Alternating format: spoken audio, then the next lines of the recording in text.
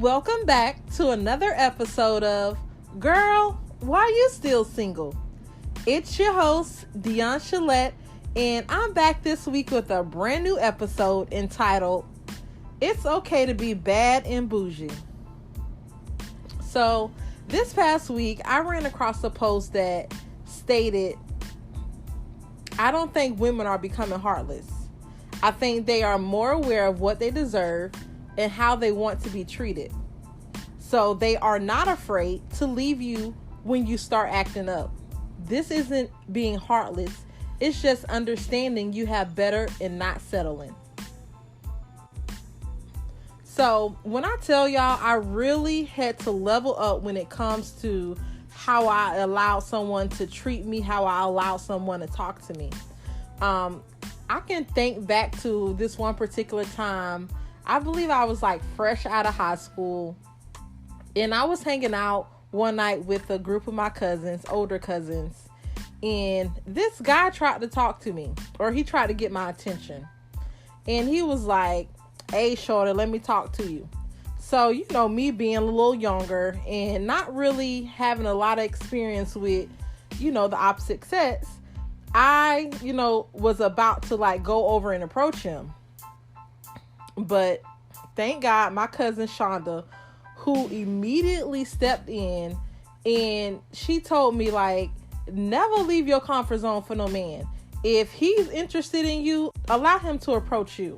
So this lesson has stuck with me ever since. So fast forward to today, to this forever challenging dating scene. My question is, why do men condemn you for having standards and expectations when it comes to dating? Why do you have to be considered bougie, conceited, or self-centered because you don't want to budge on your expectations? In the past few months, I have experienced all of this and realized if a man isn't willing to respect me and my values, then he don't want to be a part of my life, period. I have learned growing through my past hurt and having low self-esteem, it has taught me never to allow a man to talk down on me just because I think different and I talk different than what he's used to. I've also learned that setting expectations up front makes all of the difference. So I know y'all have heard this quote before. A man only does what you allow him to do. So I'm currently reading this Bible plan on my Bible app by Erica Campbell called More Than Pretty. And in this particular study, she talks about how some of our messy past are our own faults.